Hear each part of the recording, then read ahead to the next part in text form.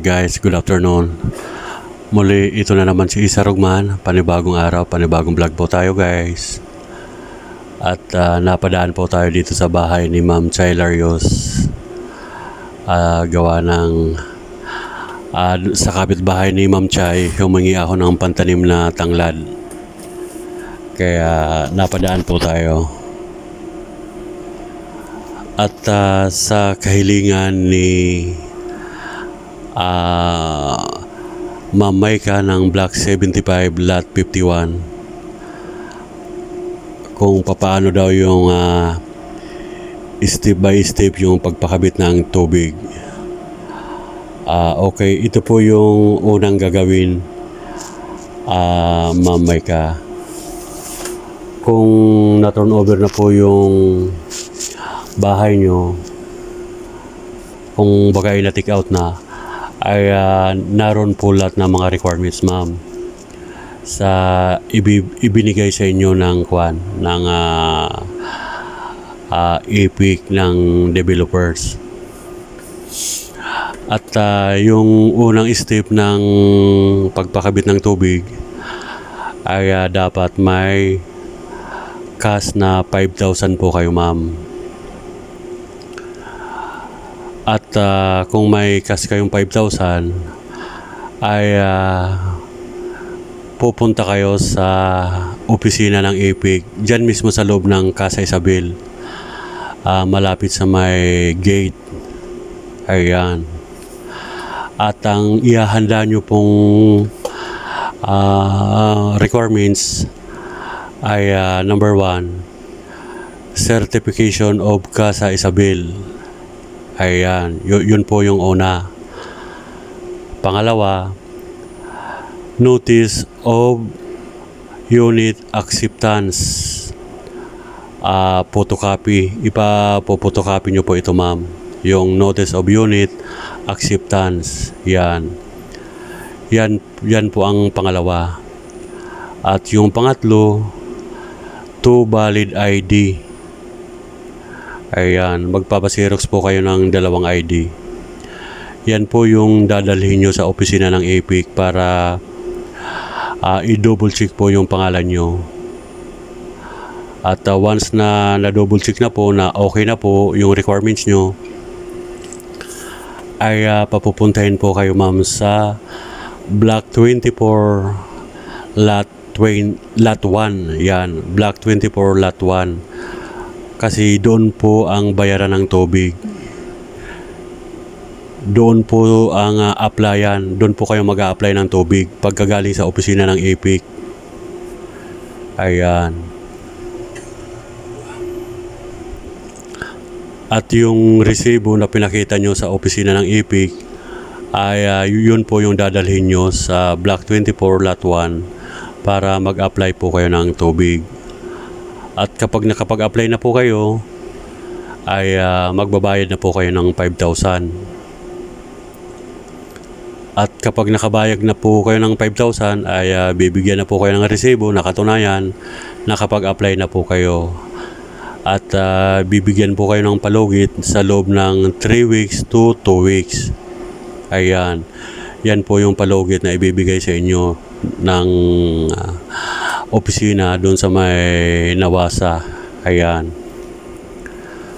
Pero hindi naman po aabot ng 3 weeks or 2 weeks. Katunayan, nung ako nag-apply ay 3 days lang ay nakabitan na ako ng tubig.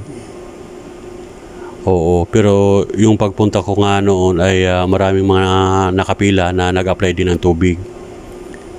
Pero pag mataon, ma'am, na wala ganong nakapila na mga nag-apply ng tubig, sa pag-apply nyo sa araw na yon at kinahaponan ay makakabitan agad kayo. Oo, depende kung walang nakapila na magpapakabit ng tubig. Okay, at sana, ma'am, ay nasagot ko na po yung katanungan nyo, ma'am, sa akin na kung paano po yung step by step yung pagpakabit ng tubig. Una, yung requirements, ma'am, ulitin ko, certification of Casa Isabel, number 1, Number 2, notice of unit, acceptance, photocopy. Ayan yung pangalawa. At pangatlo, 2 valid ID. Yan, ano po ito, photocopy ma'am. At kapag nakumpleto mo na itong tatlo, punta kayo ng opisina sa EPIC malapit sa my gate. Doon po kayo magpapacheck ng requirements nyo. Kapag okay na, pupunta na kayo ng Block 24 Lot 1 para doon po kayo mag-apply ng tubig. At syempre, dala nyo yung cash na 5,000. Kapag okay na ma'am, mag-aantay kayo ng 3 to 2 weeks. At tulad ng sabi ko, ay kapag walang mga nakapila na kakabitan nila ng tubig, baka 1 o 2 araw lang ay makabitan na kayo. Okay. At may katanungan kayo ma'am, kung alimbawa magpapagawa kayo ng bahay, kung magkano po yung construction bond. Yan. Ang babayaran nyo po ma'am sa construction bond ay 10,000. Yan, 10,000 pesos. Pero may additional po ito na 500 para sa application fee. Kaya magiging 10,500 po yung babayaran nyo sa construction bond. Ayan. At yung tanong nyo naman, yung magpapa-architect kayo or yung magbabayad kayo sa munisipyo, yung sa plano, ang babayaran nyo po ay 8,500. Ayan. 8,500 po yan sa pagpagawa ng bahay. At yung requirements naman ma'am na kailangan ay lalakarin nyo po, ay kukunin po ito sa opisina mismo ng EPIC sa may Cabuyao Centro Mall. Ayan, sa Cabuyao Centro Mall.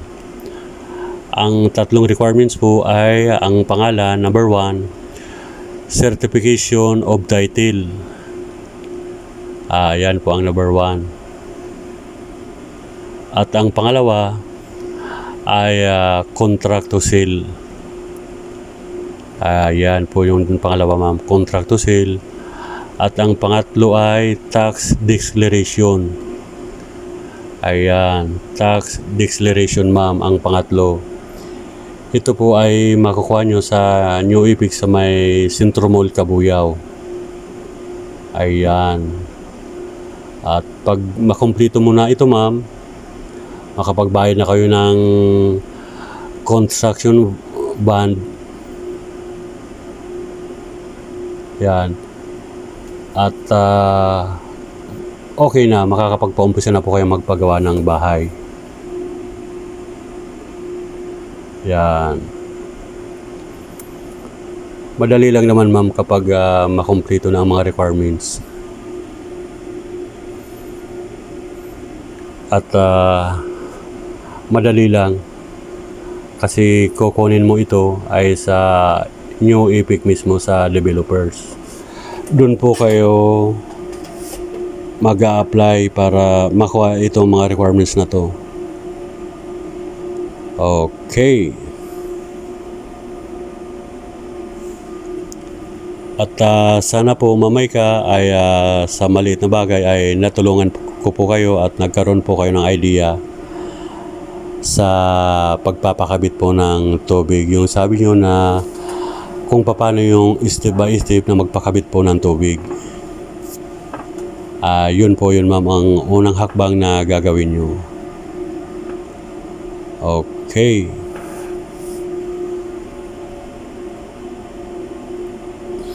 At